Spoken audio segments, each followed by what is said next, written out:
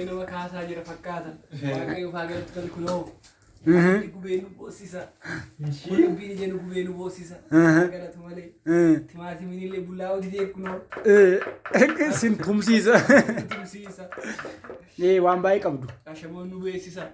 Saamunaan nu boosisa. Kireeniin nu boosisa. Makiinaan nu boosisa. Taaksiin. Taaksiin nu boosisa. Intalli nu boosifti. Waan jabaan isa kana. Mee amma mata dureen nu jechuun har'a maalumarraa kaastanii waa'een boocha kanaaf hin dhugaa ba'uu yaaddan. Lakki. Waan waaqayyo nu godhe neeyiga. Waan baay'ee nu godhe.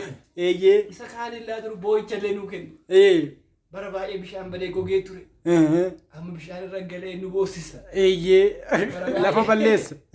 Bara baay'ee nyaannoo qabnu ture. Amma quufnee illee nu boosisa.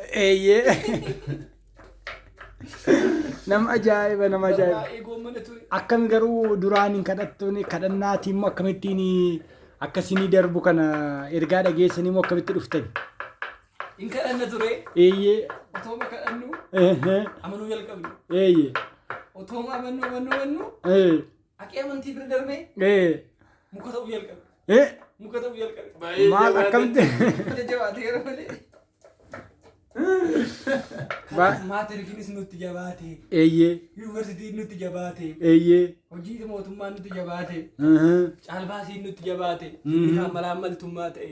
Waaqayyo faa galatu malee. Namni bara durii miillaan deema amma garuu harkaan deema. Waan baay'eetu das nama jee namatti tola. Mee amma uummanni sabni kun maal irraa baru? Uummanni kuni waan sin gubu hundi baay'eetti gammadaa. Bakka jechuun namni yerooma intini duwwaa gammaduun qabu. Yerooma isaaf ta'u duwwaa. Yeroo irraa olee deemtanis gammadaa. Yeroo jireenyi isin mucucaate irraa gadee buutanis gammadaa. Gaafa haada dhaqxanis gammadaa. Haadas moo? Gammadaa. Handhuun keessa hin oolle gammadaa haadaa qabu. Atoo akka si eebbisu. Baabamsa kee kanatti baay'ee jajjabaanneera. Waan hojjetta keetti gammadaa. Hinbosoota illee gammadaa boohaa.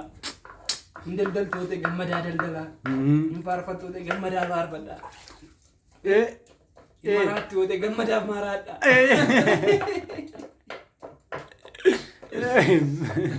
Hinfuutu yoo ta'e gammadaa fuudha. Hineerumtu yoo ta'e gammadaa heerumaa. Qaali mata dureen gammadaa beeka.